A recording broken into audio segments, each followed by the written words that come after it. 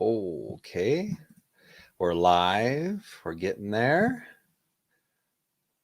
1 is up and running. 2 is up and running. What's up, everybody? Those of you can see and hear. Hope you guys are doing well tonight. Got a special guest. Just want to make sure you guys are hearing everything okay. Let me know in the chat that you're here. All right. See Miami Sunrise is here. Okay, cool. And how's the audio, guys? How's everything going? I got a real special guest tonight. Okay, I see the people coming in. 7 comments. So let me see here. You're going to hear an echo for a second. Let me just turn it down.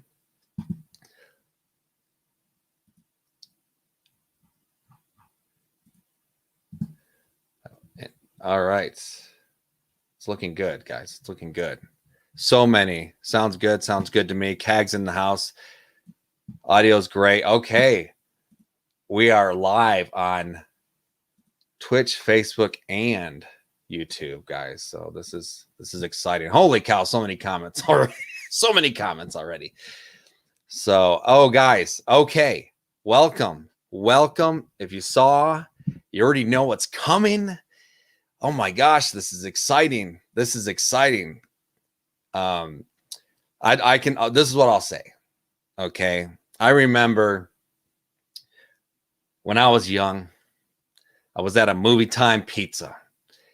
And there was an arcade cabinet called Mortal Kombat. And I remember hearing the punches. I remember hearing the uppercut sound. I remember hearing "Get over here." And I went and I had to see what was going on.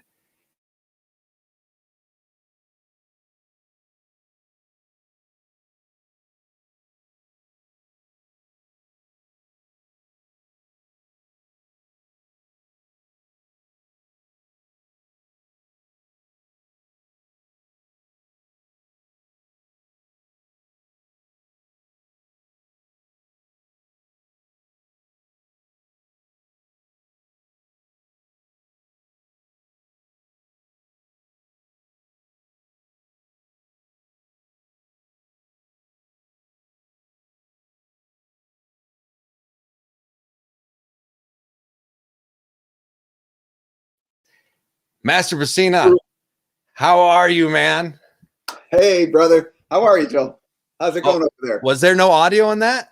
Yeah, there was no audio on that, but it's okay. We don't need audio as long as there's audio now. Oh, my. Okay, I did not know. This is a new program for me. Yeah, don't worry about that. Anybody complains, I'm going to write their name down. You know how I roll. He sees all the comments, guys. I see all the comments, and I know all you guys out there. So we're all friends here. Everybody makes a mistake. It's awesome. Man, I miss you, brother. Yeah, dude. It's so good to see you. Yeah. Because we had a good run of years. Yeah. Every year we would see each other. We got to hang out. We got to, it was like, family coming back together, conventions. And, I host the panels every time, you know. Naturally. And, yeah, dude. And then COVID hits, right? Yeah. And so I hope though that COVID is done and gone because 30 years is coming up, right? Yeah. And Game On Expo wants a 30-year. So I think they're skipping this year, right? John is skipping. Yes, John's skipping this year. Yeah, but he had a hard year, and everybody had a hard year. But hey, Miami Sunrise, how's it going? Yeah, man. I told Rich that I was coming on your show, and he was like, "Dude, you should have told me sooner. I'd jump on Joel." So, yeah, your show. But he was just like, "I just got to do stuff today with the family." I skipped out on them last night, so I got stuff to make up to. But yeah.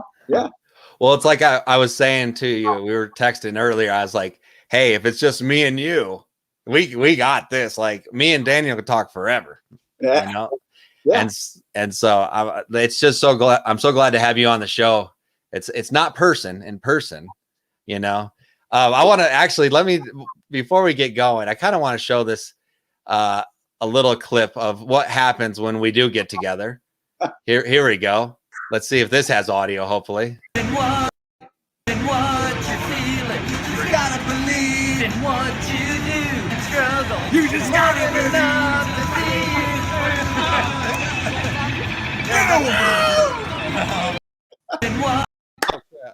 That's so good, man. Yeah, that was so fun. And you see Sonia ignoring us. Oh yeah, boys. she's just like, I don't know these people. I don't know these guys.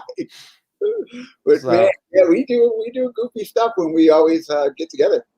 Yeah, and no, I can't wait. I can't wait to get back.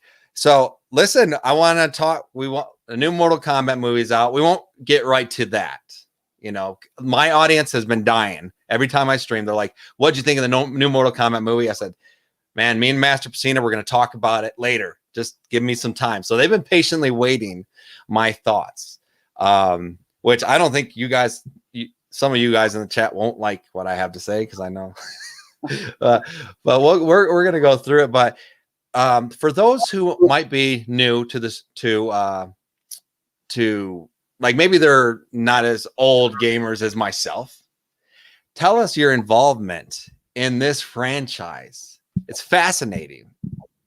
Yeah, it's it's actually one. It was done on a favor for one of our friends, and it was a work of love, man. It was a work of love. Originally, and two, everybody has to forgive me or hear the story and remember there's always two stories. You got the corporate story and then you got the different story, and it's been like that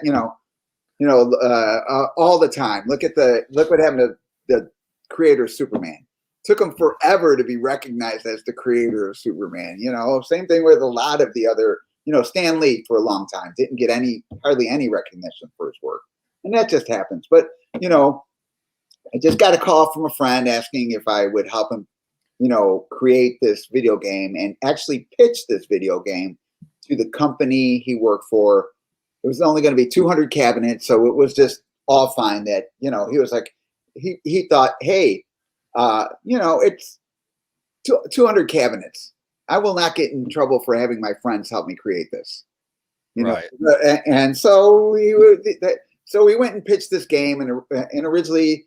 Naturally, the guy that we pitched the game to had a different idea. So naturally, he didn't like our idea. But we had a good pitch. So that guy's idea didn't come through. And it had Jean-Claude Van Damme in his idea. And then after that, John Tobias calls me up and said, "Hey, these guys didn't realize that Jean-Claude Van Damme actually wants money to make a video game. They were just going to give him a little bit of money and give him a percentage of a video game. But in reality, at the time it's the 90s. So Jean-Claude Van Damme is like, he's up and coming. So, right. So he said no to that game. And then we got the go ahead to create our game. Wow. And now, so tell me like some of the origins of the characters. What did you personally put into like your input in it? The input was like, well, when we were pitching the game, originally we did a video. Like I set up a video and I did some choreography with my brother, who's Raiden, and our friend Rich, who's Kano, because they're also friends with John Tobias. So, we, Tomas, how are you? We made this thing and he presented that. And then he called me up and he's like, "Hey, we got to make one more pitch. You're going to meet with the representative of the company that I work for. Bring all your best ideas." So I was like, okay. So I show up and we're talking about, X-rays, having X-rays in the movie. John just came off of a movie called, I think, Total Carnage, where there's a lot of blood in it. So we wanted blood in the game.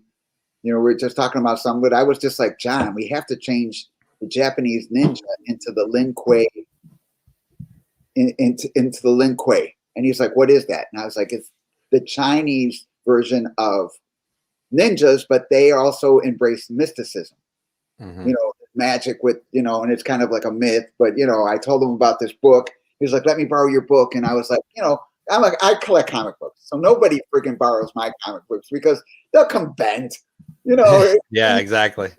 They got to, the bent pages, or there's a ring on it from them putting a glass of water or a Coke on their comic book because it's not their comic book. They don't give a crap. Right, exactly. I was like, just like John, I'm not going to lend you my book, but I'll go with you to buy the book. So, one of my, at that point, my main idea was changing the Japanese ninjas into the Lin Kuei, and changing the way they look, because the Japanese ninjas have a certain look, and the Lin Kuei had that looks like armor. It looks like what they look like kind of today. Yeah. Even for the first game, except for color. John was like, oh, I need to add color. Otherwise, you're not going to be able to see the character. It'll just be black. Because again, remember at this time, there's no Photoshop. Right. There's no motion capture. What you see is video of us. So, he was just like, when we got the okay, he was like, guess what? We're gonna create the game. And I was like, okay, what do we need to do? And he's like, show up to my work and we'll go over it. So I basically show up to his work, and he has a piece of paper and it says high, middle, low. And that's all it says. And so he sets up his dad's camera, not even a studio camera. It's a good camera for consumer, right, but it's not a professional camera. It's the high end camcorders of the day. Yeah. Right. Yeah. But it's it's not that TV production camera that we got later on in MK2. But so he sets it up and he puts me in front of the screen. He's like, okay, start striking to the head. So I was just like, okay. So, throwing this, throwing palms, throwing this, kind of looking at stuff, striking at the head, doing combinations, seeing how they look on the video. We would take breaks and kind of, hey, Russ, or we would kind of look at it and see, oh yeah, that looked good. Try that one again. And eventually, after the first day, when we come back for the second day, he's like, okay, it was this time when you start throwing techniques, throw 10 techniques and then change it a little bit. And so I thought, okay, so really it was like, if I threw a technique like this, and then all of a sudden I change it just a little bit just to see how it looks like that, and then just to see how it looks like that, or try a horse punch like that, and just trying over and over, and then try a palm, and taking a look at palm, and then do a finger strike like this. And then we realized, oh, the finger strike, when the quality of the camera is so kind of not great that it looks like I'm making a fist. You can't even see the fingers from that far away. Okay. So we experimented for 2 days, and then came back, and I was like, okay, what? He goes, we can't use any of that footage. I was like, well, what happened? Why not? And then he's like, when you get close, it's not like a movie. When you get closer to the camera, you're bigger than you are further away from the camera. He goes, so you have to go throw your techniques in the exact same place all the time. And so I was just like, hey, Max, I was just like, man, okay, well, I got to mark the floor. And John's like, you know what? You mark the floor, and I will mark where the camera goes. So that way we'll have the setup all the time. Right. And I'm like, okay. And so we went back to work looking at techniques, and just like, and up to this point, there was like, no, we weren't working on characters. We were working on the framework for Mortal Kombat. Yeah. Just the gameplay. Just for the gameplay. It was our, so after that day, so each day was 8 hours. So at this point, it was just John and I doing this stuff, and it's 32 hours. And we come back the fourth day, and someone had removed the tape. Oh my goodness. Off the floor. So we had to replace the tape, but then we started thinking of like different ideas. We're going through it and looking at it, and, we should add elbows. We should add throws. We're kind of, we got to make sure that every technique we pick, we start having a response. So originally we wanted to, like, if the guy jabs you, you just get, your head just goes back, or your body just goes a little bit. And if he hits you, if you hold the button a little bit longer, you get a bigger reaction. And then you get a third reaction, a really big reaction, which is the one we just use for, in the end, almost for everything. So Yeah. we put out the middle part, but you know, just a lot of problem solving, just trying to get a general idea to create the game, man. There was a lot of creativity. And is it, oh, man, it must be crazy to you to think two guys with a camcorder and what that's become 30 years later. It must just blow your mind. Yeah, In good ways and bad ways. I imagine. Yeah. Dragon Punch Dave, how's it going?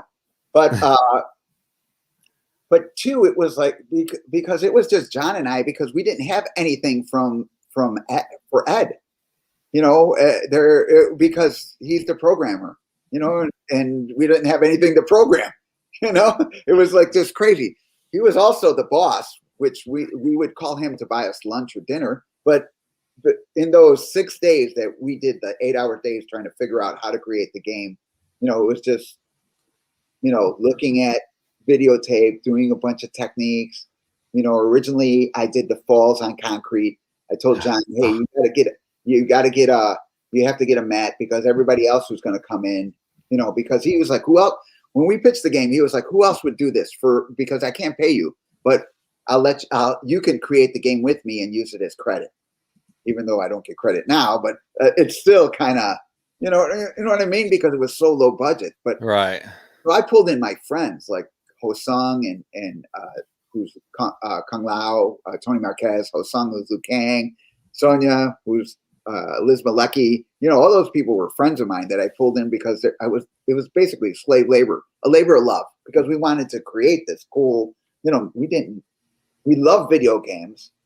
And this was our chance to actually create a video game, even though it was only going to be 200 arcade cabinets. Yeah.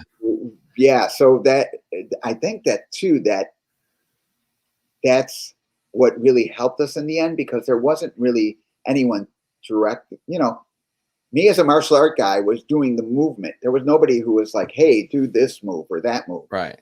You know, it was me just doing the move, and John was the creator and main creator.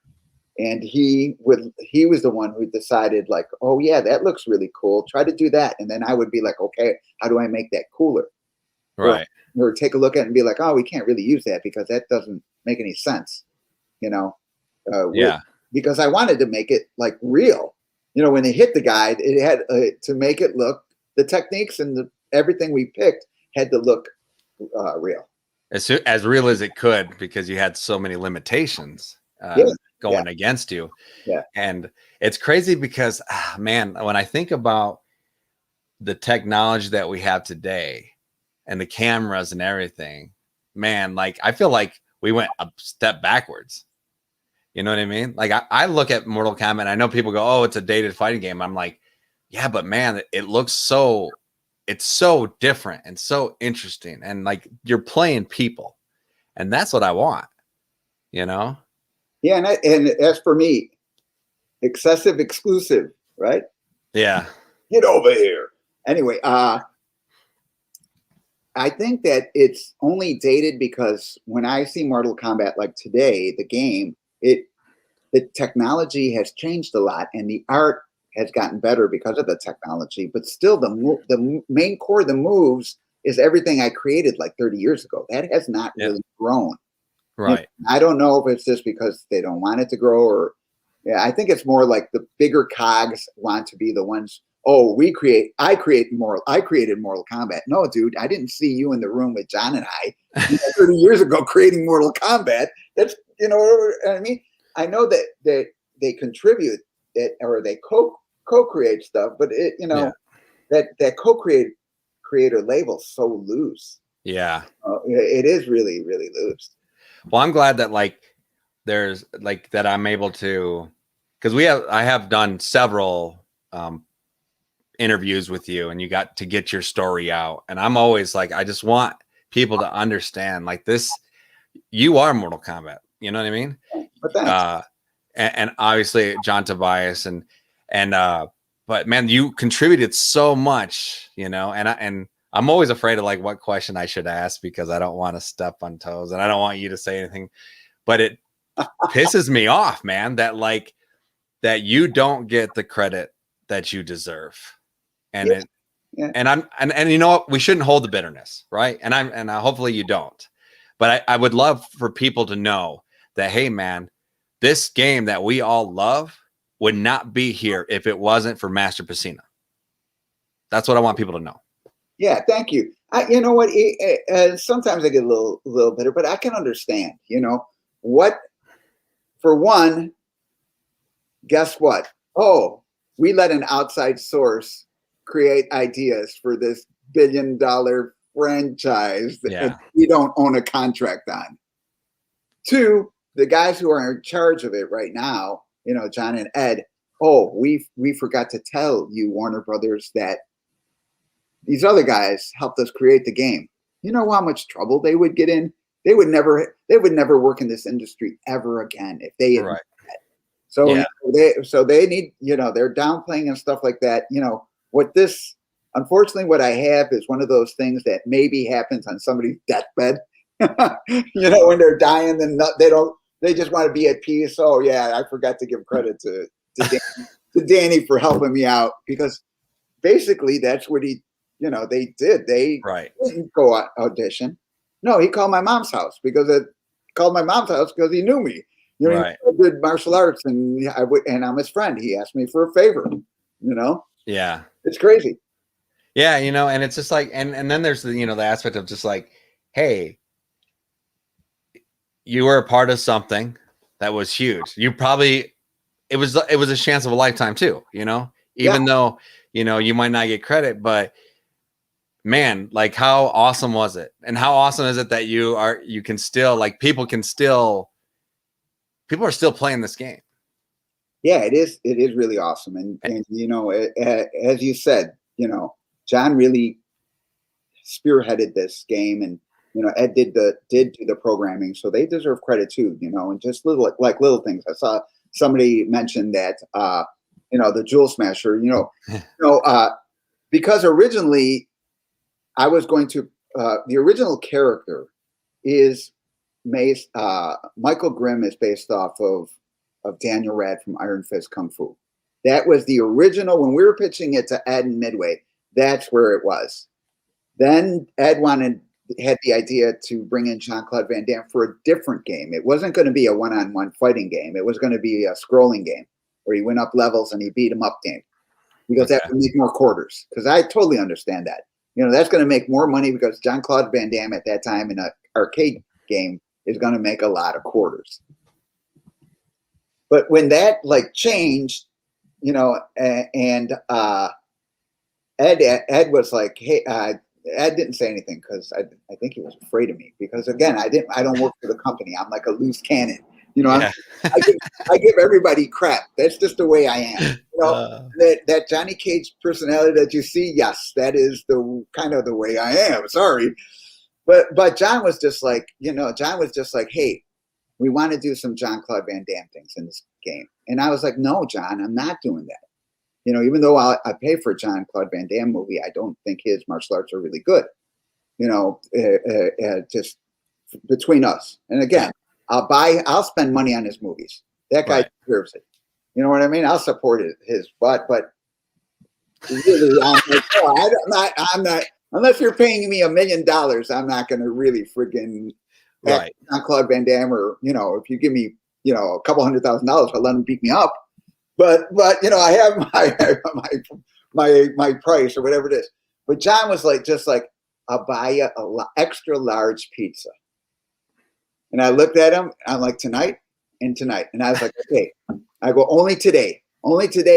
As many as Jean-Claude Van Damme moves that you want. So he is the one who made me do the split punch into the jewels. And I did that at least 50, 60 times. Different ways. So I was so sore the next day from just doing it, because again, at one point it got so, my legs got so tired that I took, you know, I used to compete in martial arts and have a rope dart, which later on I gave to Scorpion. But to keep the rope dry, I use baby powder, because otherwise a moist rope sliding against your skin will give you rope burns. Okay. You know, anytime you shoot it out, it'll take skin off you. So I keep it in baby powder. So I basically was like, we need to take the baby powder and put it on the floor to make the floor slippery so I could slide into the splits. I did it that many times. So now there's, you know, if you look at the video of me doing the splits that I put out like a long time ago, you'll see Ed sprinkling baby powder. But that bag also would contain my rope dart that I would later give to Scorpion. Right on. And talking about the tapes, you actually, can we talk about the tapes that you have or no? Yeah. Because I've seen them and the footage and stuff. You have some very impressive footage, like of everything that you guys recorded back then. No, not everything, but a lot of that MK1 footage, huh? Yeah. We don't have, because again, it was like John didn't want to spend a lot of money because I think he was spending his own money, a lot of his own money for the project because it was his baby. But we would erase over the tapes. So all the original footage of us creating a pathway to the game, creating that, we erased that stuff. So what people see now is on this basically the 7th episode of an 8-hour day. So they've already missed like 60 hours of the creation that nobody will ever see. You know, that's just lost. You know, that's just the way it went because, you know, it's what it is. They're asking me about a documentary. You know anything about that? I know Press Start did a little bit. You know, Josh Way in Insert Coin, right? He did a little bit of it, but I have a friend. Actually, funny you bring it up. I have a friend who back in the day was like 8 years old and my student. And now he is like, he's like, man, I want to do like a little documentary because he knew all of us. He's like, I want to do a documentary of how I kind of grew up with you guys, knew you before you did Mortal Kombat. You know, you went out to do Turtles and I was like a little 8-year-old taking martial art with you. And he's like, and so I was like, yeah, let's do that, man. Let's do like a little thing where people can kind of take a different view as not, so that way it's not just Mortal Kombat as little turtles, but you know, more of like all the characters pre-Mortal Kombat. And who did the voice of Scorpion? Was that Rich? Actually, the voice of Scorpion is Ed, but the guy who coined the phrase, who made up the phrase, is Rich DeVizio. Because if you listen, I'll play it again, that little video of us singing. You hear Rich do it at the end, and it sounds just like it. Because he did it originally, and Ed mimicked him. Okay. And Ed just kind of walking around, get over here, because he thought it was great. You know what I mean? When I threw when I showed him how to do the rope dart, and you know, I kind of pulled it back, Rich yelled out, get over here. And then he's like, give him an uppercut. And Kano, he was talking like Kano. So play it again that people can kind of get a listen to Rich. He plays Kano, he plays Baraka in the second one, and he is also what's that? Quan Chi Cabal. So you'll see him here. Just listen. It sounds it's so Scorpion. In what you're feeling, you gotta believe in what you do and struggle. You just gotta enough to see you through.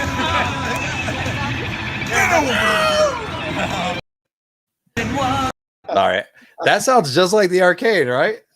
Yeah, I think it does. And again, every time I hear it, you know, though it's Ed's voice, Ed is doing Rich's voice. Yeah, you know, he's just mimicking Rich. Yeah, he's mimicking Rich. So you know, a lot of stories like that are just so hilarious.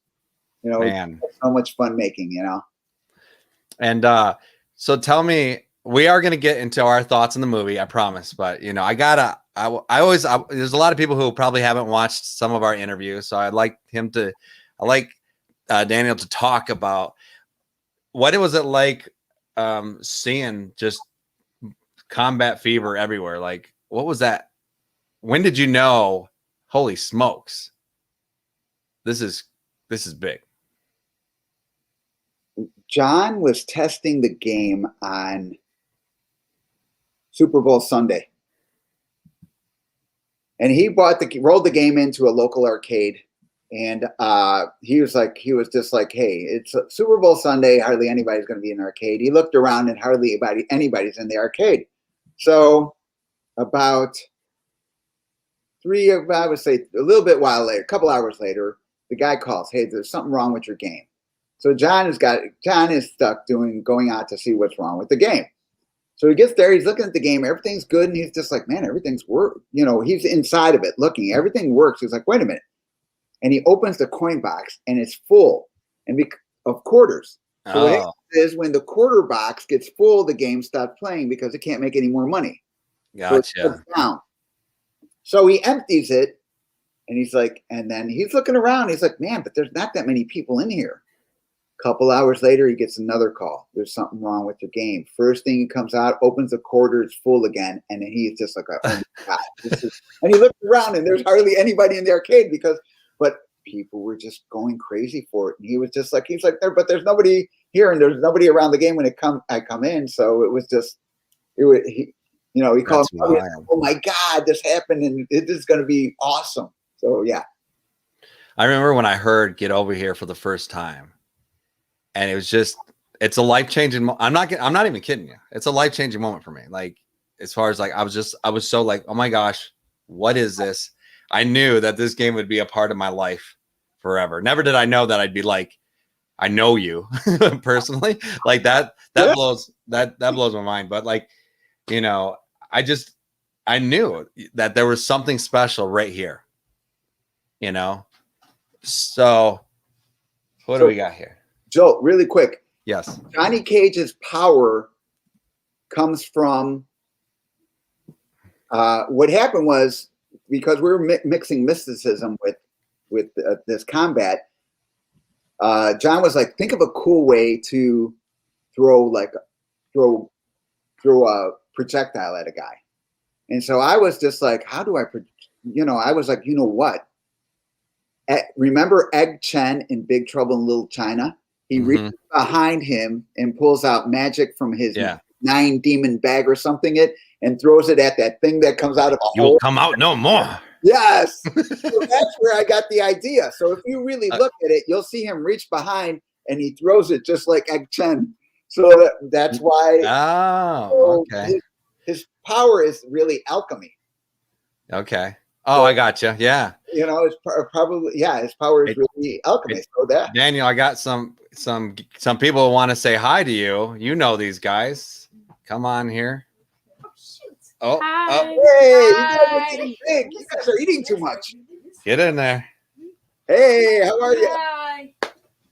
How you guys doing? Having fun? He asked, are you guys having fun? Yeah. That's awesome. I haven't seen you guys in like 2 years. He says he hasn't seen you guys in like 2 years. Yeah. Soon. We'll be back at Game On.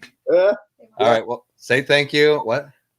Oh. I remember playing Mortal Kombat. Yeah. Finish him. That's awesome. Yeah, they just had to say hi. They love you, man. You always hook them up with the pictures and the signatures. We got Johnny Cage stuff all over the house, man. Yeah, whenever they show up, whoever's with me, I'm like, no, you got to give them some stuff, man. They're a family. Yeah. Many uppercuts have been done with this guy. Oh yeah. So many nut punches. It's insane. They deserve it. So I love Big Trouble in Little China. I have all kinds of collector's editions, things like that. And when you see Shang Tsung, I mean, he looks like Lo Pan. Is that where that came from? Kind of, a little bit. We were talking about that, even though, John would use a combination of people. Yeah. But in reality, it was always about the actors, like Raiden. John said your brother. But John originally was like, oh, it's a Japanese thunder god. But then my brother was like, oh, I love that. I love lightning, James Pax and Big Trouble in Little China. So I'm going to act like him. Yeah. So even though it started one way, the actors were allowed to do whatever they want for the character, fighting stance. You know, the only thing for me, I just made sure that everything was different because I saw it as potentially being stuck in the same, everybody looking the same. Yeah.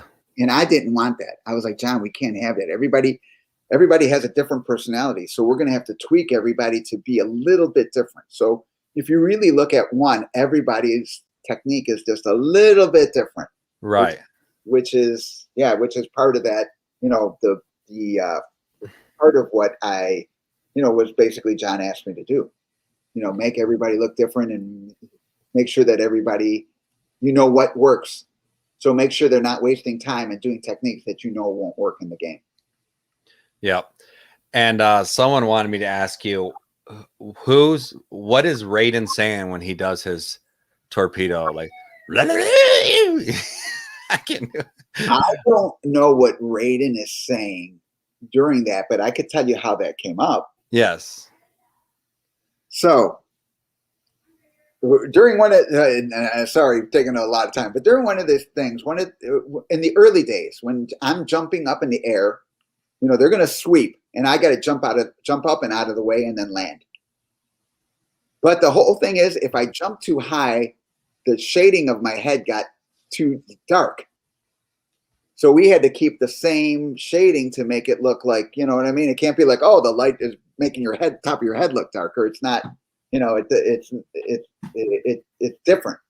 So John is like, jump up, but don't jump too high. And so I jump up, jump too high. And then John is like, yeah, but tuck your legs. And I kind of look at him like, John, you want me to float? And he starts laughing. I was like, there, you know what I mean? Because you have to have your legs tucked. Otherwise, the hitbox will hit the bottom of your legs and you don't respond. And it looks like the sweep went through your legs. Right. So I was just like, I looked around and I saw a staircase. I was like, can I use that staircase? And John is like, use a chair. It's easier. And I was like, John, if I use a chair, it's going to look like I'm sitting in the chair doing this stuff, because a chair, you know, when you're sitting in a chair, it looks like you're sitting in a chair. And I was like, if I get the staircase, I could balance in different positions to make it look like I'm actually jumping. Because when you're jumping and kicking, you have a certain look. It doesn't, you know, your body's extended. Right. And with the staircase, I can do that. And John was like, man, that's a really good idea. So we were using that. So here comes Raiden, which is our third character. And I think it was Ed wanted him to fly at him.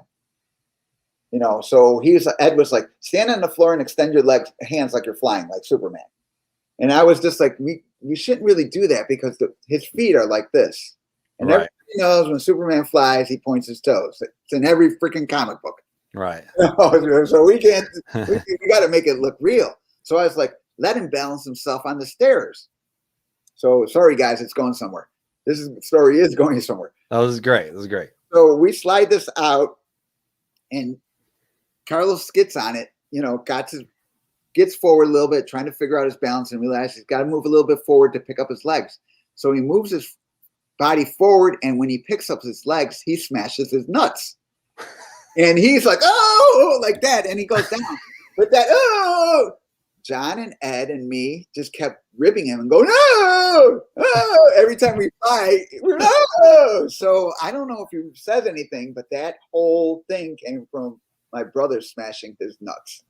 My goodness. A lot of nut smashing in this game. He got changed. Yeah. That's awesome. Is there anything else you want to share before we get into what your thoughts on the new movie? No. If anybody has questions, you could have Joel bring me back later. You know? Oh yeah. Oh man. That's the thing. I want to be respectable of your time because we could talk forever. That's we usually do. You know, we're like people are, and two, you know what? In Arizona, people are polite because you and me and Rich and Tony and even Liz are just hanging out, just talking, and they're just standing behind there listening to us. They don't want to bother us or anything like that. When we're there, we can hang out with them, but we're just catching up. We're They're just waiting, chilling. We're just goofing off. The people in Arizona are great. Let's talk about a project you got coming up. Yeah. Can we do that? Yeah. Yeah. So hopefully, let me see if we can talk over this. The chat will let us know. I'm gonna put up a poster here. Oh, okay. So it's right there. I guess we can talk over this. Yeah. Tell us about this. December 2021. Mortal Kombat Legends Never Die.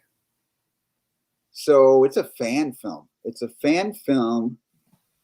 You know, because Warner Brothers owns the rights for Mortal Kombat, so we can't actually, you know, really make a profit or make a film. But this is some fans who are movie makers in the UK are like, hey, you know, everybody's like, you know, even the first video game, because their video game, they like the first video games more than the other ones, but they're like, you know, it says Johnny Cage disappears. You know, so we want to make a movie. What happened to Johnny Cage? You know, what happened? And basically, you know, the Black Dragon Kano's gang is hunting me. So I go hide out in England, you know, in a foreign country, just on the countryside, just hiding out, gave up my life, you know, like that. But naturally, they find me. And when they find me, you know, they're not going to take me. Right on. You know, so it's just going to be basically a lot of fighting, but we want to do it more like a little more gritty, because naturally it's a fan film. So it's going to be more like the Raid. Oh yes, like that, where the fighting is that type of gritty style fighting. It's like an 8-minute kitchen fight scene. Yeah, exactly. And the director wants that. He wants not quick cuts. He wants the longer fight scenes. You know what I mean? So that way people actually getting hit. I'm coaching some of the guys to how to hit without really knocking my teeth out. So, you know, it should be a pretty good, you know, pretty good project. So look for it. And, you know, I'm going to be posting. So anybody wants to donate to it, you'll get a free poster signed by it. And they're limited edition. And it's also going to be signed by, you know, Tony does a small part. I think Rich is doing a small part. So there's a bunch of people from the old school MK era going to do a little part in it.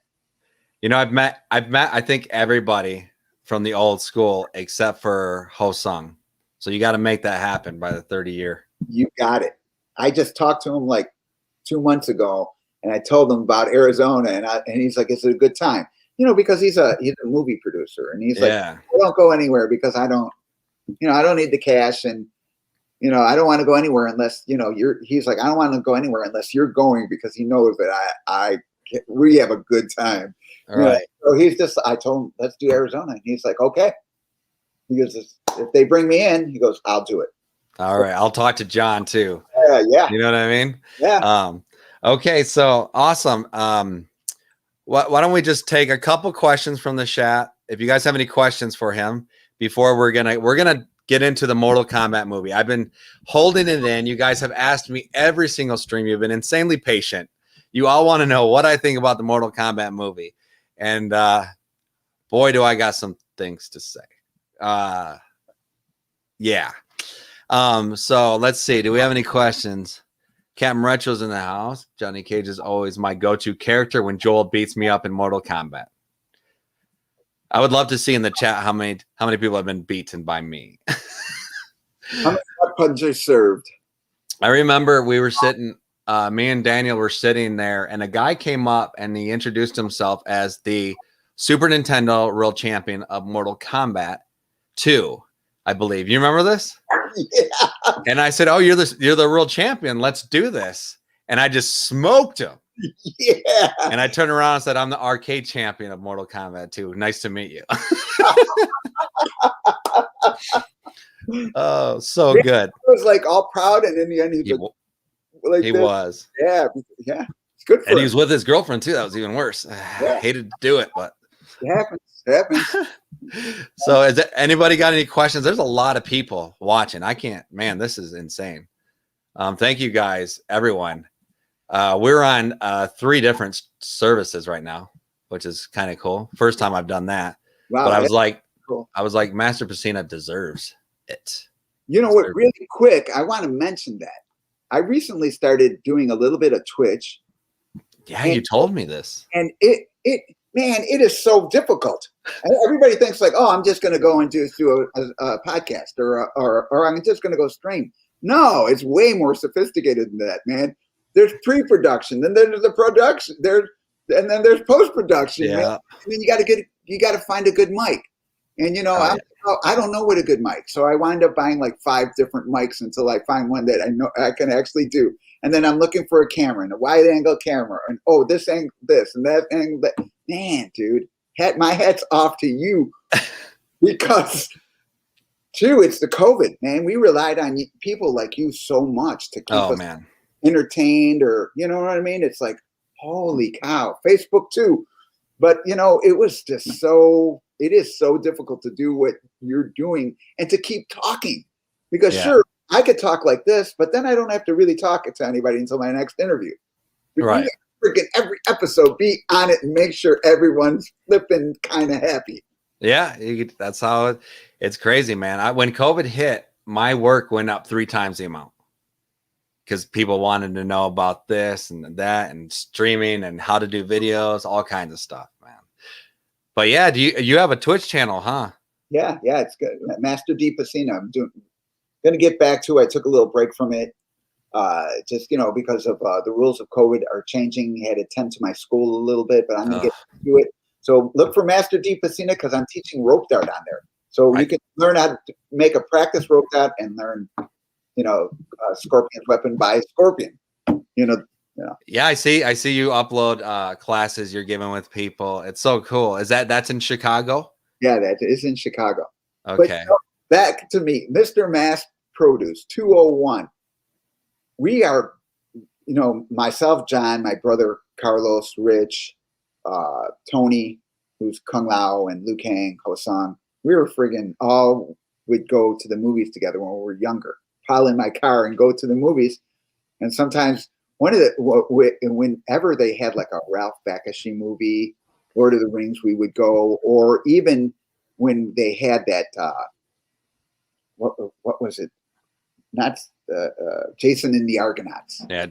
Old Ray Harryhausen. The Sinbad movies, all that. Yeah, man, we were such big fans of that, and John really wanted to have that in his baby, his creation. He really wanted Goro to be in that as a claymation, boss monster. He thought it'd be really cool. So that whole thing of the claymation was, Tobias doing that. And I'm going to touch on that when we get into the movie. Okay, a little bit. Let's take a couple more questions. Sean says, what's your fondest memory from making the original game? Probably just the whole creation of more so the first game, because it was the first, because we had so many ideas for the first game that I see them, like I said, that we had X-rays, we had brutalities for the first game. Carlos and Rich wanted tag teams for the first game. Carlos and Rich wanted to be secret tag team characters, and only those two were tag teams. So say if you were beating up Raiden, the guy playing Raiden could call in Kano to tag team you. Mm-hmm. It'd be like a kung fu movie where, when Raiden would punch low, Rich would jump over punch and attack you high. So I was like, no, dude, you can't win. Nobody else would win. But they wanted like secret stuff like that. There was a lot of stuff in number 1 that we were like, oh, we're going to, number 1, Liz created the friendship, which we put in number 2. So there was just so many, number 1, Hosung wanted to turn into a dragon, but it was going to take too much time for fatality. So, it came up in number 2. So just a lot of goofing around too. So much fun just goofing around with us.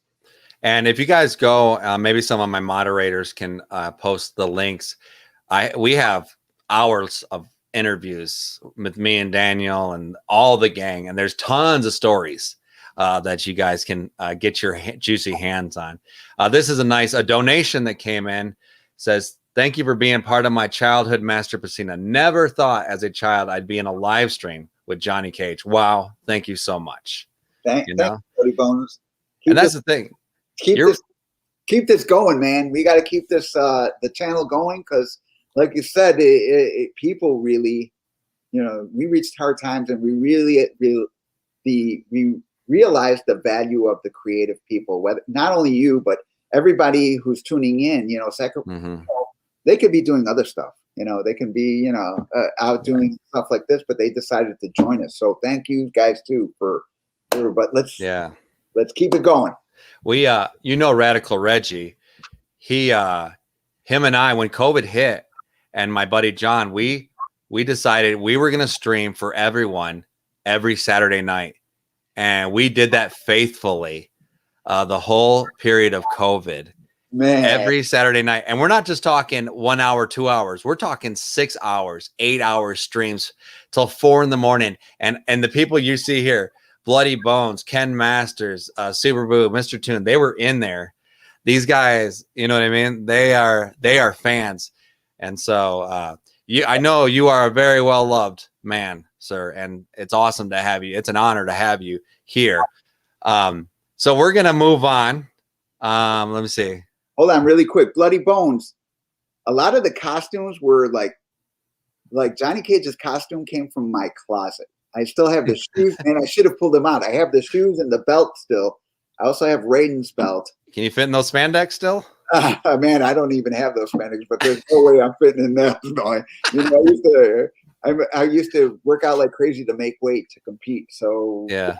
And once that I don't compete, I just, you know, unless I really have a reason to lose weight, I just eat whatever I want, you know. But yeah, a lot of the costumes, like Liz still has her original Sonya costume. Shang Tsung Philip still has his. Kano just gave his to a museum.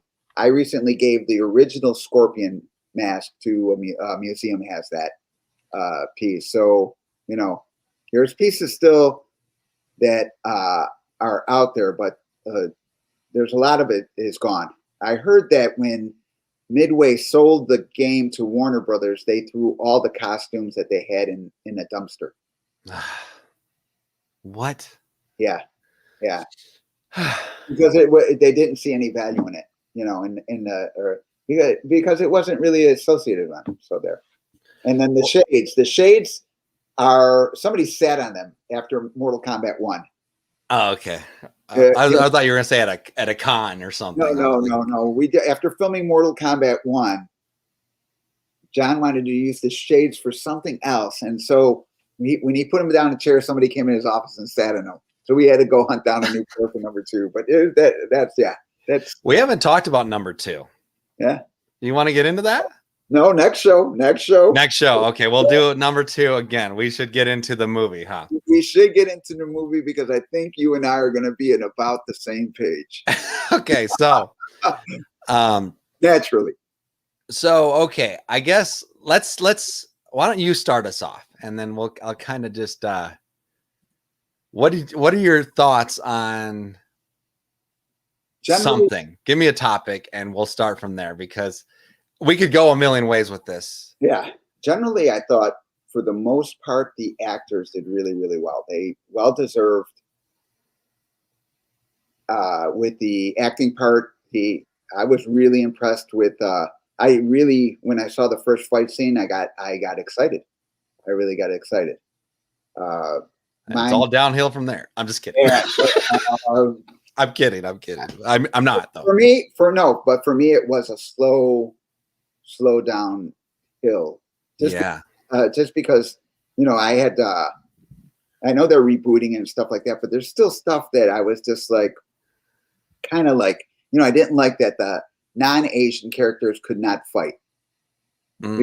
Because for me, you know, just because they get Wonder Twin powers doesn't mean they can match somebody else who's been training for a really long time with Wonder Twin powers.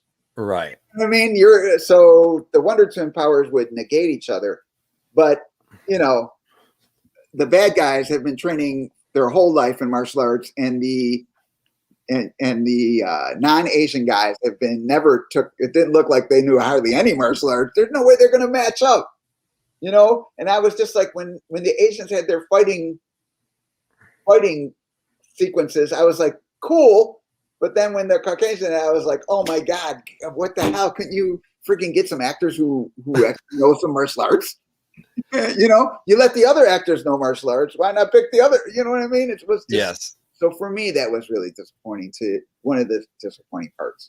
But So I'm going to give it over to you. let me show you one of these fight scenes. The fight scenes. Oh my gosh, this is a Mortal Kombat movie, people. And I'm just like, why are these fight scenes so bad? Why are they so bad? I think this is the clip. I think I have a clip here. And, you know, Warner Brothers already took down a bunch of my videos today. So I might have to edit this out when I actually put it up. But screw them for now. Let's see. I'm trying to see if maybe this is it. That might be a picture. Hold on. Oh, yeah, that's a picture. That's not the video. Okay. So I'm not going to be able to talk, but I'm going to do this without music, hopefully. I don't think there's any music. But when I watch this fight scene, you say the raid. You mentioned the raid earlier, right? Yeah. Why can't they do why can't Mortal Kombat be like that? Why can't they have fight scenes like that? This is Mortal Kombat, man. This is what it's all about. And they have actors that can do that. Exactly. It's crazy. When I watch this thing, okay, so me and my son's big into, like, he loves Legend of Kung Fu Master, 36 Chamber of Shaolin, a lot of the Shaw Brothers stuff. He's like 7-year-old. And then I have to spend the next 2 hours, you know, fighting with him. When we fight, this is what it looks like.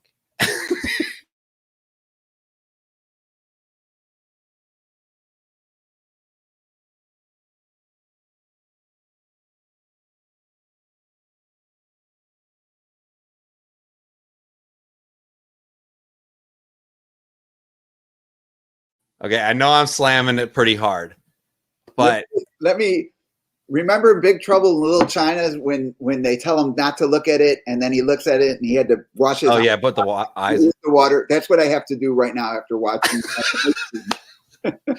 What do you like? Especially you take the sound out. You take the sound out, and you're like, "Oh my gosh, Yeah, what's going on here?" yeah. Especially if you grew up on Shaw Brothers stuff, like I did. If you've seen real good kung fu movies done well, and then you watch this, and you're just like, "What is going on here?" Yeah, it's like you know, I noticed somebody mentioned the 95 movies. 95 movies, the only thing wrong with that was no blood and no fatalities. Right. No, but the guys doing it did a pretty good job with their, you know, it's 1995. They did a pretty good job with the choreography. But like this one, it's like, what did you guys make these guys do? Hey, we're in a hurry. Just do something really big, because guess what? Mortal Kombat fans will just eat this up anyway. Yeah. That's what I feel like they did sometimes, you know. We're here to take the Mortal Kombat beer goggles off of you guys who love them. I'm just kidding. I mean, guys, it's $1 billion franchise, and they got 3 sets. Yeah, what's up with that? They got the friggin' first set, and then they go to Raiden's set, and then they go to. Which, if you don't know, Raiden's set is just a big ball of dirt. Yeah. I'm putting it up now. Oh yeah, there's three holes in it too. Don't forget. Exactly, dude. Come on. You know, I think again, I think the actors did a really good, but I think maybe the producers didn't. The producers are not fans. You know, you need to have a fan really in charge to keep those guys in check. Oh yeah, for sure. You know, and those like the fight scenes, but there are other fight scenes that they do that Kung Lao that look really good. But this one too, I don't, you know, it was just it's like I said, was it cold? Or you know, or what was going on, or what? It's just crazy. I don't know. Right. And so what did you think about the way they get their powers? Okay, so they have a mark now, and that mark basically says they're entering the tournament, but they gotta like find their inner chi, I guess. They're Wonder Twin power. Their Wonder Twin power, yes. Yeah. Or their wicker basket power. Here, let me do this.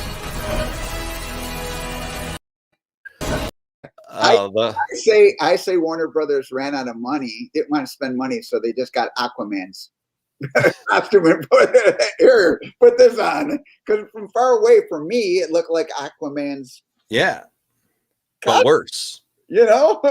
But instead, we'll do tonfas. You know, There's actually, look at this picture here, Daniel. You can actually see the rubber bending in the back there as he's hugging his wife. You can see it bend in the. It's hilarious.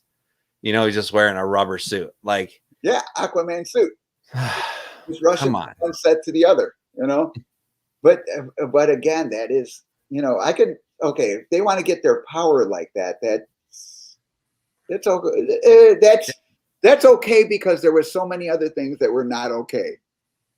You Right. know, you know, you know, there's things that were really good, but there's, you know, there's things that were like, yeah, it was like, why did they do that? Right. Were they in a rush to get it out? Maybe. I think maybe they should have. If they were, they could told the fans, hey, we want to give you a really good movie. Give us 3 months because we need to retweak it because of COVID. Right. We need to find a couple more sets. Yeah. They spend so much time in Raiden's temple, and it's so boring. Oh, let's talk about Outworld. Let's talk about Shang Tsung's throne, just out in the middle of nowhere. What does he do after he gives his bad guy speech to his minions? He just sits there and just waits for the next speech to come along. What is that? How do you envision Outworld? You know, when I saw that, I was like, oh, they took the set from Halo. Remember, you freaking goes across. Oh my gosh! So I was just like, guys, what are you doing? You know, it's kind of like Halo and Star Wars set. Maybe they just rented. You know, maybe they just rented somebody else's set because guess what? Mortal Kombat fans will just spend their money on this anyway. Right. It's funny because where they filmed is in Australia, and my producer, he called me up and he says, look at, because he filmed a movie right there, right where Raiden's temple is. It's a very popular place. They use it all the time for filming, but it's littered with flies. So there's scenes you can see Liu Kang come up and he's literally got flies on him, like he smells like he's Pigpen from Snoopy, you know. So it's so like, okay, so let's give me a positive, because I don't want it to be just like this rip fest. What do you have a positive? Do you have a positive for me? I really enjoyed like Kung Lao's Kung Lao just was Kung Lao. You know, he did everything that Tony Marquez created. You know, when the hat's like this, Tilt the head down, tilt the head back, yeah. just like that. He's actually studied like what Tony Marquez created for Kung Lao.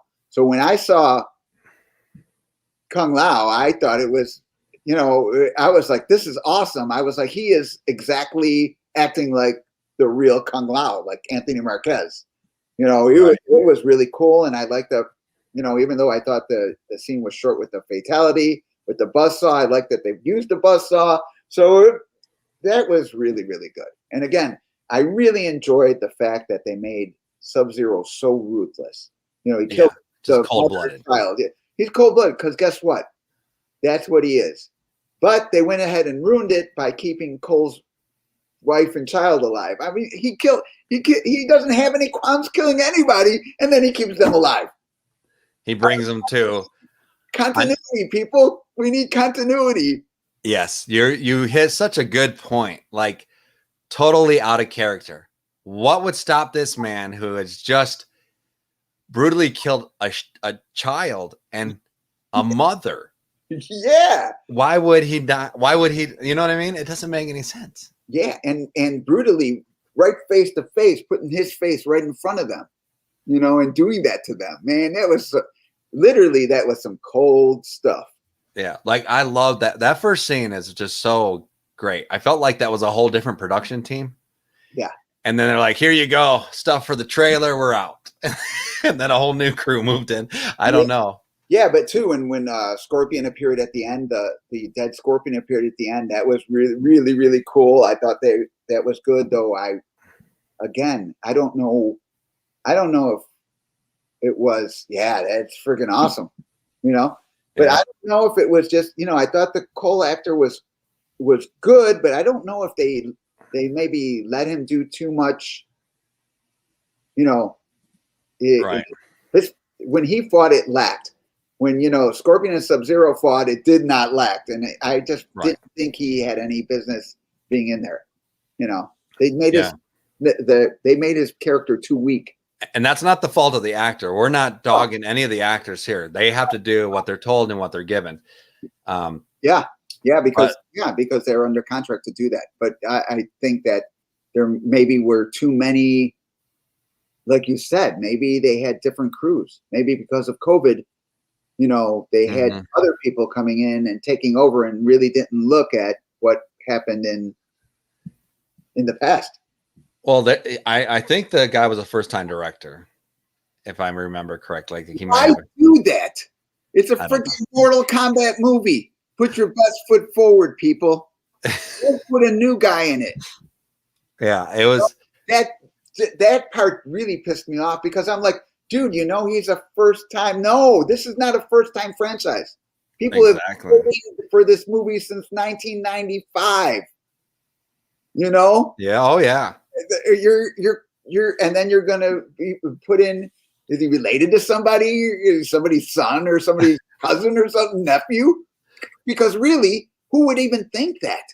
Who would even have that idea to think that's like Marvel saying, guess what?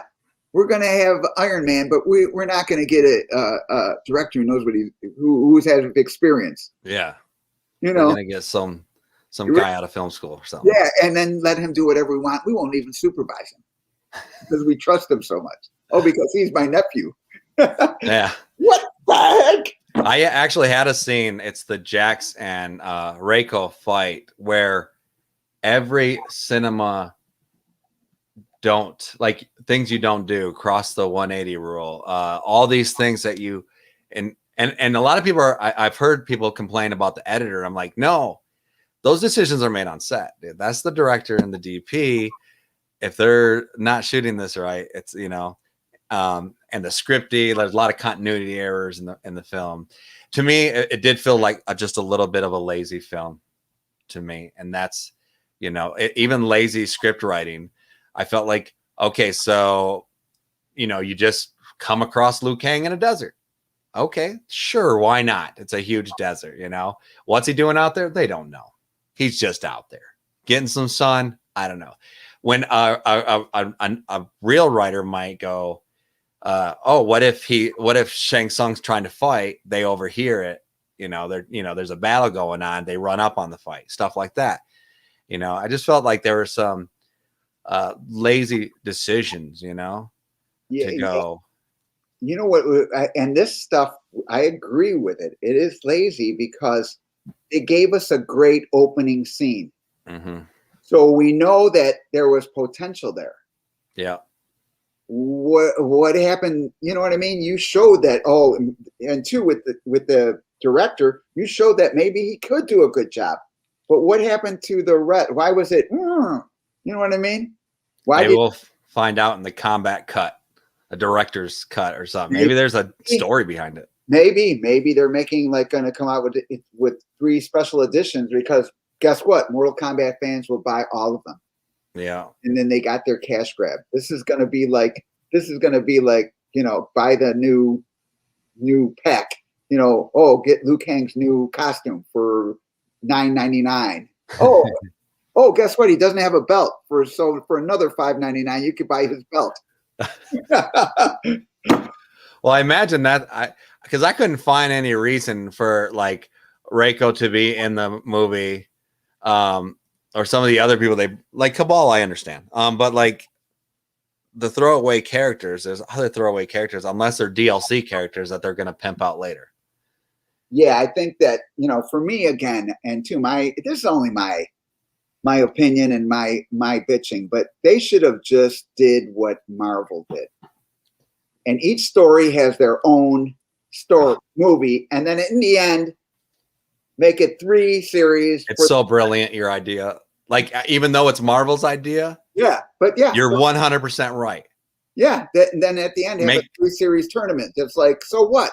So what if it's the same idea? Because there's tons of movies that already done that idea. Look at Scorpion. Lord of the Rings kind of does that idea. So yeah, Scorpion's whole tail.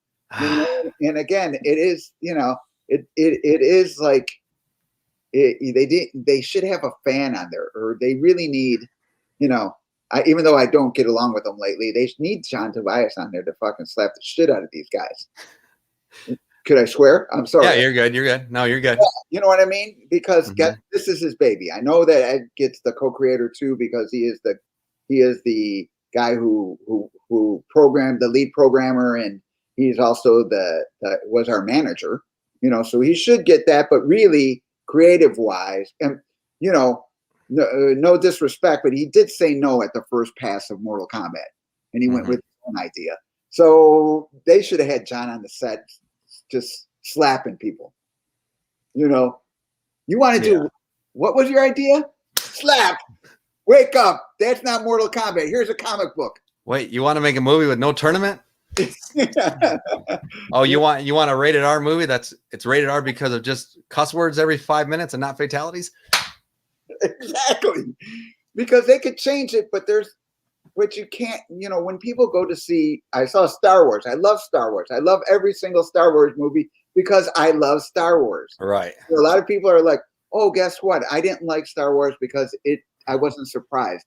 Well, one, how are they going to surprise you when it is Star Wars? Right. You're going to follow the Star Wars story. You know what I mean? So same thing with Mortal Kombat. Just follow the Mortal Kombat story. Sure, you can, if you want to create it again, but you got to follow the basic story that is it about martial arts. So you need martial artists all around, not just the Asian martial artists. You need martial artists too. It's about a tournament. So we should have, if we don't have a tournament, you should have how they got there with martial arts in it, with cool fight scenes. Have Scorpion growing up with his clan, fighting all the time. Have Sub-Zero. How did he get that power and fighting all the time? You know, Kung Lao is awesome. Have him training and fighting all the time, like in 36 Chambers. Because exactly. You know, Liu Kang, have him doing that, you know, and then all of a sudden, boom, get together. And you talk about Cole and his purpose, which he doesn't really have one, but Liu Kang, here you have an actor who could probably pull that off pretty well. He's always in the story, the main story that you guys came up with, he was the chosen one. He's the one that gets it done. Why didn't they just, you guys laid the blueprint out for him. Why can't they just freaking follow it? Exactly. I'm asking you questions that you can't answer, right? Exactly. La now. See? Yeah, you know, because, and two, ego. You know, whoever they have in charge, I want to be the one who creates Mortal Kombat. Sorry, dude. It's already been created. Just follow the guidelines. It's made a $1 billion franchise for a reason. Follow those guidelines. Here's a comment. Let's start a petition to get Joel to direct the sequel and me to do the techno soundtrack. I'm for that. I'll sign that. And everybody I know will sign that. Otherwise, they're going to get caged. Oh my goodness. Yeah, because when you steer away from the blueprint, you don't know where you're going, you know? And then you get scenes like, oh, this Raiden takes them to this in-between world where you'll be safe. Why didn't you just take them there to begin with then? If there's a place you could take them to be safe, why not just take them there? And two, it looked like a scene from The Hobbit. Yeah. Or like he's just like, this is the lazy writing I'm talking about. Like, okay, we got to go fight everyone. And then to make things fast, to move things along, I'll just teleport you guys. I'll teleport them to you, the bad guys. Yeah. What? Yeah. And and I know the bad guys are after you, so I won't be around to help you out, or I won't even send one of my minions to help you, because he's a god. He could send a demigod who's equal in strength to Shang Tsung. You know, who'd be like, oh, Shang Tsung's messing with me, and then Raiden shows up. You know what I mean? He's a freaking god. You can't really take his power away, you know, even though we're like, oh, you know, oh, they took Raiden's power away. No, sorry, dude, you really can't, because gods just want to mess with you, because they don't. They just make these little rules and stuff, because guess what? They can do that because they don't. Why didn't the gods intervene? Because they don't want to. Because Right. they're gods and they're freaking doing that stuff. So you can do all the stuff, man. We started. You know what Shang Tsung reminded me of?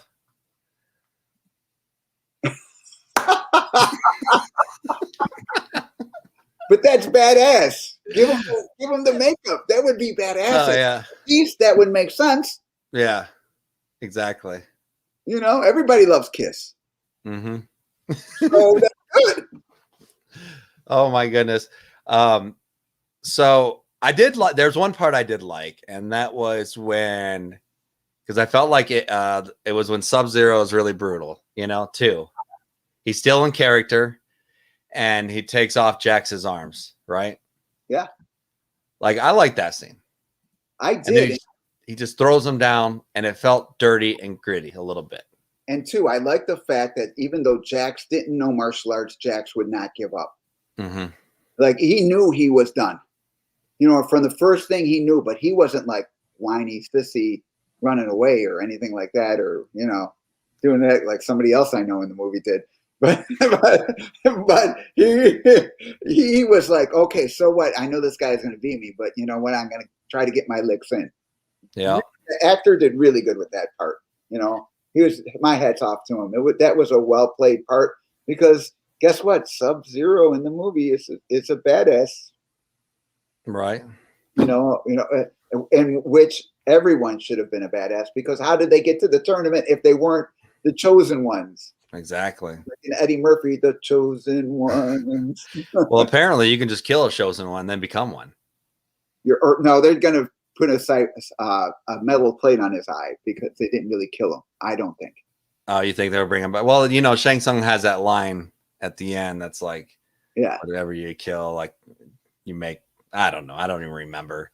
It wasn't that great of a line. But and then you have like the pit, and you don't uppercut them in the pit. That was kind of a letdown for me. Even though we did get a fatality, you know, and then throw the body over. Yeah, you know, something like that. Started with that. Don't get me started with the fatalities. You know, because a lot of missed opportunities, right? Yeah. That's what it is. It's a whole movie of missed opportunities. And they kept on using the same move over again, where the guy jumps up in the air and they clash. I was the dude. Once they use that idea, don't use it again because it won't look cool because you already used it. Yes, let's talk about Garage Goro, shall we?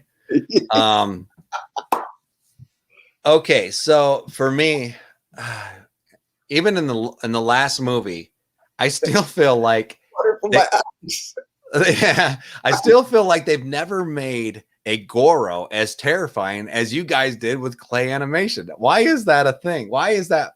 How's that possible? Like when I get to Goro, I'm all like, oh man, here we go.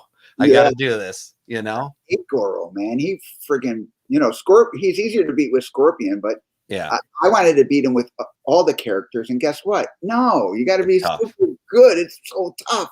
Goro is way deadlier than Shang Tsung. And to kill him, like Mortal Kombat, the tournament, that is Goro. The first one, Goro is the tournament. Shang Tsung you only fight Shang Tsung because his champion died. That's how I look at it. Yeah, yeah. So how are you going to just send him to a garage and then have him die? You know, by a wicker basket, man. I just don't get it. Yeah. Who made that? Who lost his MMA fight to some other undercard guy? So and you just beat the Mortal Kombat Prince Goro champion. The champion for 200 years or something crazy like that, right? Yeah, dude, it doesn't make sense to me. And here's because he got Wonder Twin powers in Aquaman's suit, and he went at it. No, dude, that's not it. Again, that's the story. That's not the actors. That is the story. Exactly. Yeah. Or lack of the story writer studying who Goro was. And I found it interesting that everyone had to find their powers, and then Sonya just shows up and has them. She had to do nothing. Yeah. Like there's so many little inconsistencies, so many little, just like why? and I feel like we are just super passionate. Like I'm probably never gonna watch it again if I'm being honest. I'll watch it again with other people doing watch parties. But I watched it. I watched it, and then I couldn't believe it. And so I was like, wait a minute, I just got to calm down because, you know, I love Mortal Kombat. And plus, anybody who's acting like me does not suck. So, you know, Right. So Johnny Cage, Scorpion, Sub-Zero, don't even, I don't even want to talk about Reptile. Dude, don't. Yes, you Let's do. erase Reptile. Let's erase Reptile. Because, man, oh my God. Oh, man. What are, anyway. Okay. Anyway, it is Mortal Kombat. So I was just like, okay, I just got to calm down. Something close to my heart. You know, I just got to calm down and watch it again. Second time I watch it, I was just worse. What was really, guys? You want to blatantly go after the money like this? You know, I didn't. The second time I watched it is when it really dawned on me that they had three sets. Yeah. The first time I really didn't know. The second time I was like, wait a minute. I was like, they really did. You just bought 3 sets. You guys are making $1 billion like a year, and you guys don't want to spend like $30,000, which is nothing compared to what they make on another set. Yeah. And when you think about, like, there's not a set as good as like the forest that Scorpion and Johnny Cage fight in the old Mortal Kombat, or then when he teleports into hell. You know, I mean, that did look like a set, but at least they tried. Like here, I felt like it was just sand and, you know, and a octagon ring. That's where our showdown takes place, in an octagon ring of sand. No, of ice. Well, yeah. But I'm talking about the MMA fight. Yeah. But you know, it was. When we have all this, like in the first Mortal Kombat, you have these temples with statues of the warriors, and you guys gave it all to them 30 years ago, and they come up with a garage. Let's have a battle in front of a garage. Let's have a battle in an MMA gym. Let's right. Hurts a little bit because the Mortal Kombat, you know, is close to me, man. It's close to me. It's closer to you, so I can't even imagine how you feel. You know, but it is close to all of us. Everybody tuning in right now, it's close to us. You know, we've been fans of, like I said, we've been waiting for this movie since 1995. All of us. And they teased us with those fatalities. They said there's going to be fatalities in this movie. You know, so they really, that's what they did. But yeah. Well, and even get me started about Sindel. You know what I mean? Don't, you guys are freaking, I see that. I'm not going to look at the comments because you guys are going to accept me. I'm going to be up all night because I'm going to be freaking mad. I'm just going to be. Cag's a good friend of mine. He says Sonya got her marking powers from killing Kano. I get it. I understand that. But Kano killed someone, got his mark. But he still had to like go through something to, you know, ignite his powers, for lack of a better words. Yeah. So I just thought that was, but yeah, I got that, you know. It's funny. Or they have a fight in the trailer. That's hilarious. Yeah. Because she's down there like a little mouse, you know. Yeah. And let me outwit him when we already know she can take him down. You know? Anyway. Yeah. Yeah, we've been waiting a long time for the movie. What do you think is the old movie still the best movie so far? I'm gonna give. You know what? Just because of the fatalities and the blood, I'm going to give it to this movie because that is what, you know what I mean? Even though that's Mortal Kombat, at least they put a little bit of it. Yeah. The guys in 95, I know those guys, you know, they're awesome guys. I've hung out with those guys. They're martial art, you know, they're solid. Those guys are solid. But again, this is not anything to do with the actors. This has more to do with the production and the writing. I mean, it should have given us a soft fatality in 95, at least something like that, you know, because that's what it is. And I understand. Well, they did kind of with Scorpion. He just didn't. He didn't do the fatality. It didn't pull it off. Yeah, exactly. But that's what I mean. Like this, they actually had it was bloody. It was there was a little bit of blood in there and a little bit of fatality. So, you know, it's tough. It's tough. I'm not. I said this movie, but as you see, I am very, very hesitant. And wait till you watch it a third time. Oh man, no, it makes me they're going to come out with a number 2, and I am nervous about that. And I am not even have anything besides helping create it, anything to the movie. You know, I won't make any money on it. It won't. But as a fan of Mortal Kombat, it's making me nervous that they didn't put their best foot forward, and now I don't trust them. Well, I feel like I've heard there's a lot of people that share our same, you know, feelings of this movie. So hopefully they'll up their game. I want to give them the benefit of the doubt because I really want a good Mortal Kombat movie. I'm going to give them the benefit of the doubt of COVID. I'm going to give them the benefit of the doubt of just time and trying to get it done because they're launching a new platform, Warner Brothers. I'll give them the benefit of the doubt. I'm going to give them one more movie, Daniel. But if they mess this up, I'm done. I will see this next movie. They're dead to me. See it. I didn't say I wouldn't see it, Joel. I just said I am freaking nervous. I get nervous about this stuff because you know what I'm going to do? I need to fly out to Chicago, and we watch it together for the first time. Get over here, yeah. I want to see that. One of my greatest memories in life. I have it here. I'm going to play it. Is me playing Johnny Cage against Johnny Cage. Here you go.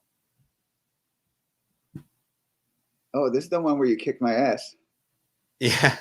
I don't know if we see that. I don't think they can hear us. I don't know. Maybe they can hear us because it's a video. Yeah. Thank God they couldn't hear us ribbing on everyone. But this is a good memory, man. Thanks for giving it to me. Yeah, no, it was fun. Plus, too, I win. I win or That's I win. True. You know? Yeah, tell them that. No matter who wins, even though I won, you still win. Yeah, I still won. You know, that's why, you know, whenever somebody plays Johnny Cage, I'm gonna win. You know, even if I pick Baraka and you pick Scorpion, I'm gonna win. Exactly. Oh man. So what do you want to see in this second one, this next movie? Well, they already hinted on Johnny Cage and Katana. You know, actually today I was hanging out with Katana, Melina, Catalan, Zamir. You want to know what fun? Maybe I told you this. I used to date her cousin. Ooh. And I remember her when she's like, no. Katana's my cousin. She's an actress. She's out there in Chicago. And I was like, get out of here. I was like, all right, you're close enough. I'll date you. Don't let your wife hear, man. No, this is teenage stuff. This is teenage. Come out toasty. Yeah, I know, right? Get over here. And then because you said that with me, she'll get me too, man. Because you know I'll seek you out next time, huh? Yeah, brothers, man. We're brothers. But yeah, so I hung out with her and she goes, "Is it true?" And I was like, it looks like it. You know, they hinted it. So it would be cool for her to, you know, get that, you know, and again, you know, and again, you know, she uses size because Katana Melina used weapons that Catalan used to compete with. Okay. So, you know, so that's why she got interesting. Yeah, she got those weapons. So, you know, I would love this. It ain't gonna happen. But you know what I love more than anything? Cameos by you guys. Yeah. Well, that would be insane. It would be insane to have the originals because you do have, you know, right now we have, you know, Scorpion 1. Actually, I'm Scorpion 1 and 2. Then there's Scorpion 3. Then there's Scorpion 4. You know, so You know, Tell the chat all the characters you play. I paid, Johnny Cage, Scorpion, Sub-Zero, Reptile, Smoke, and Noob Saibot. Involuntary Noob Saibot. I didn't know. At the time, they were just like, hey, do more characters in case we can fit more characters in. So I was just like, okay, I'll create more. You know, they didn't have names. I was just like slave labor. What's crazy is I streamed Mortal Kombat this weekend for everyone, the first one, and I beat it with Sub-Zero, and you're unmasked. Yeah. At the end, you're Sub-Zero. Yeah. And I'm not sure I knew that back in the day. Yeah, I am Sub-Zero. Even though they have somebody else doing Sub-Zero unmasked, that's the second and third Sub-Zero unmasked. I've already been unmasked, so it's kind of, so you know, and for me, because of my, you know, my situation with Mortal Kombat on a corporate level, they'd have to pay me a hell of a lot of money to make a cameo, you know, so it would be. It's not going to happen. It would be cool. It'd be amazing. That would just like make my day. I feel like just that they put Tobias's name in this one. Yeah. Put a smile on my face. Yeah. He does truly, you know, Ed gets all the publicity and all the co-creator stuff, but yeah, John, you know, and two, I don't, you know, at this stage, I don't really get along with those guys, but he deserves the credit. He does deserve the credit, and he does deserve them to listen to him about the creation. I heard, you know, Ed is giving, you know, advice, but they really need to go to John to get a real sense of what Mortal Kombat was created of, you know. Mm-hmm. Sure, you can add your ideas later, but you know, the base of it, you know, right. the concept of it, you know, who Goro, who he thought of Goro, you know, he thought of Shang Tsung. You know, I remember the first Shang Tsung was Eric Kincaid, and John was like, "Oh, I want him floating," and so I actually put that guy on a piece of carpet and I freaking dragged him across, and we tried to get him to look like he was floating. And in the end, that didn't really work. But you know, we were trying to just create the craziest stuff. Who in the heck does that? Put a guy on a piece of carpet, and then I'm trying to pull him while John films him to make him look like he's floating. That's awesome. Yeah, it's like craziness. Well, man, I'll before we're gonna end it soon, but I just one more chance to give anyone who wants to ask Master Pesina, if you still have time, a couple of questions.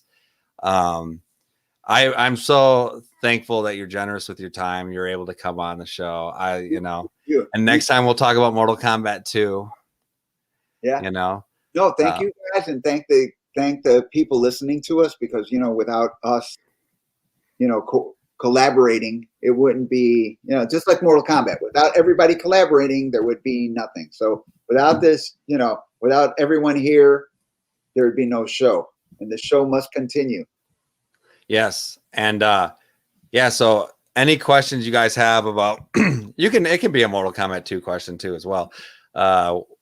You know, just I feel like we just had a big rant, and I needed this release because, you know, Mortal Kombat it's a part of my life, you know. And yeah, too. I ranted on other shows, but it's good to rant with you because I know how passionate you are, MK. You know, other people, you know, there's nothing wrong with other people, or when you're younger. Oh, my first, you know, Mortal Kombat was Mortal Kombat 5. Well, you know, just the thrill of dropping quarters or back in the day, or, you know, getting in trouble for playing Mortal Kombat gives you some kind of status, you know? Yeah. Well, I told you this story about playing Mortal Kombat and finally getting to Goro, and a blizzard hit Michigan, because that's where I lived and grew up. And you know, you're from Chicago. When a blizzard hits, you gotta get home. But I was like, I have to beat this game. Me and my buddy, we finally beat it, and then we had to walk home because no one could come get us in this blizzard. And it was totally, totally worth it for me to do that. And that my friend, you know, would later sadly pass away in a house fire that we were all at, and everyone got out except for him. But that's why Mortal Kombat means so much to me as well, because it reminds me of him, you know, my best friend that's not here no more. And every time I see the first Mortal Kombat, I see him too. And he's there playing with me, you know. That's why it's something even more on another level, you know. Yeah. Okay. Awesomeness. All right, so let's we got some questions coming in. Get over here. Okay, hold on. I felt like I feel like there was, where do they start? Let's try this one. What's the worst martial art injury you have had or seen? Well, I don't. I've been injured a lot. So I've been injured a lot, and I have a refurbished hip. So now they don't. You know, and if it's sometimes they chop the bone off and they put the steel in it. But I went to this doctor who actually was like, "Hey, let me try this new procedure." So basically, they just shaved down my bone a little bit and put titanium cap on it. So they didn't cut the bone in half. So I have that on one, and then I got a fake knee on the other. So those are pretty serious injuries, all from martial arts. What's crazy is I've seen you get down at cons. I've seen you do the scorpion moves, and you got a little circle going on. You got the crowd. I wouldn't even know. Yeah, that. But the worst thing I saw was a guy doing sword. And there's a movie where you wrap the head and you swing out and you raise the hand and you kind of hold it like this, and you see in the kung fu movies. Yeah. But as he was doing it, he didn't lift his hand in time, so he cut his tricep from here all the way down to here. Oh no! Out all over. It was like Mortal Kombat. It just gave me chills, but it looked so like it was like Mortal Kombat. So that's the worst thing I've ever seen. Oh, that's horrible. How can they get an autographed picture? Is that something, your website? I'm going to be putting it on my website, MrPesina.com. I had it on eBay, but eBay killed me, man. They charge so much. I was just like, man, it's hard to do it on that stuff now that they're taxing everything. But and I also saw some Bones say, how many times did I fall off? For me, I didn't fall off the box. Yeah, the box. But if you look for behind the scenes, you'll see me holding up different people, keeping them kind of still, trying to get them to stretch out or kind of change their jump kick to make it look, different from everybody else's jump kick. So you'll see me doing that a lot, balancing people, because that was like, it was cool. So can some of my mods put up Daniel Pesina's website just so people have it and they can bookmark it for the future? Gordo says, thoughts on No Blood or Fatalities when it released on the Nintendo, the Super Nintendo back in the day? Well, just because it was really, Nintendo is always geared towards kids, younger kids, I think. Yeah. So I thought that but even they succumbed, right? They had the sweat, and then eventually they came out with the blood code. Well, what's funny is there's that clip that's really famous on YouTube about a year ago. It's Nintendo going, Night Trap will never be on a Nintendo system. And then it came out last year on the Switch. Because it was you and Night Trap that were kind of just causing all kinds of ruckus when I was back then, Yeah. What do you think of the Mortal Kombat Legacy series? I actually like that series. I thought that was well done. And again, that was like wasn't that like a fan film? Yeah, kind of. Yeah, kind of. I know from what I hear, there was a third season that was filmed and just they haven't been able to release it. Warner Brothers. Yeah, put the hammer down. Yeah, put the hammer down. You know how they are. They Shao Kahn hammer. Yeah, they have to get their share. Yeah, exactly. And here's the thing that I want to see. I want to see a really dark, like this Mortal Kombat's too clean. It looks too nice. It's kind of, I want to see dark. I want to see, get off the tripod, get off the crane, make it dark, make it like, the Raid, make it something, Yeah. And too, like you said, that they have actors that can do that. Mm-hmm. They have done other work that they do that in. Freaking let them do that stuff. Yep. Because guess what? It's all about the director and the writer, and they didn't do that. You got to get on them, man. I wish I had the power in Hollywood, man. Yeah. If Tobias ever listens to that, you heard me. I didn't lead you wrong. That with MK. So, got to get this guy. Oh man, your movies, man. Were the ninja costumes basic color swaps? It was, because originally there was only Scorpion as the Lin Kuei. That's why he has the Chinese weapon of the rope dart. That's why I gave him the rope dart. If they would have told me that he's going to be a Japanese guy, because we thought both of them were originally going to be both Chinese brothers. But if I would have gave him like a Manziki Kazari or something cool like that, which is basically a sickle and a chain, so he could freaking do some cool damage. So if Scorpion would, back in the day, if they would have told me that, I would have made it an authentic Japanese weapon. Do you think that now I'm going back to the movie, like the actor that plays Scorpion's great actor, 60 years old.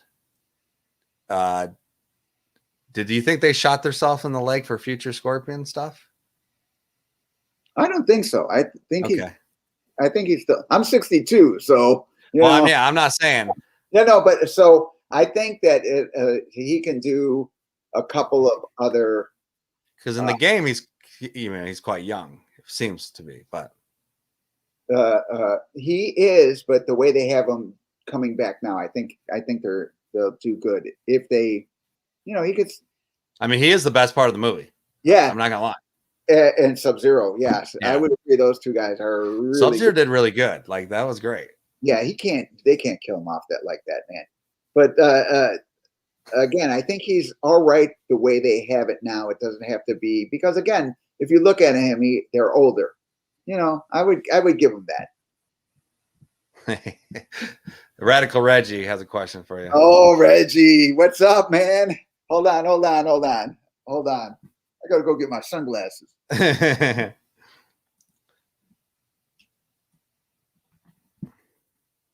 Reggie, you can come in here, man. Say hello if you want. Let me send you a link. If you click on this link with your camera, you should be good to go.